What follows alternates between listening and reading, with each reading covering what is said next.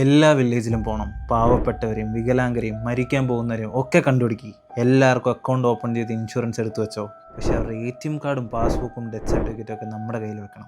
അവർ മരിച്ചാൽ നമുക്ക് അവരെ ആവശ്യമാണ്. ഇനി മരിച്ചില്ലെങ്കിൽ അവരെ തീർത്തിട്ടാണെങ്കിൽ ഇൻഷുറൻസ് കാശ് നമുക്ക് മേടിക്കണം. നമ്മളാണ് സിസ്റ്റം റൺ ചെയ്യുന്നത്.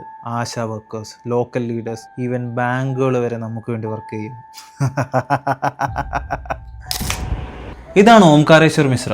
ഒരു ഗാങ്സ്റ്റർ ഒന്നുമല്ല, ഒരു ഇൻഷുറൻസ് ഇൻവെസ്റ്റിഗേറ്റർ. ഇന്ത്യയിൽ നടന്ന ഈ ഡാർക്കസ്റ്റ് സ്കാമിന് പിന്നിലുള്ള മാസ്റ്റർ മൈൻഡ്. പക്ഷെ പോലീസ് എങ്ങനെ കണ്ടുപിടിച്ചു?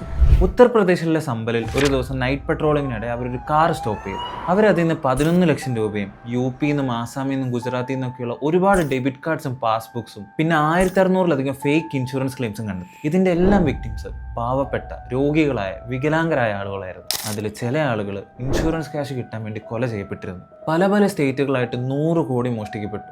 ഇത് വെറൊരു ഇൻഷുറൻസ് ഫ്രോഡല്ല, it was a crime against humanity.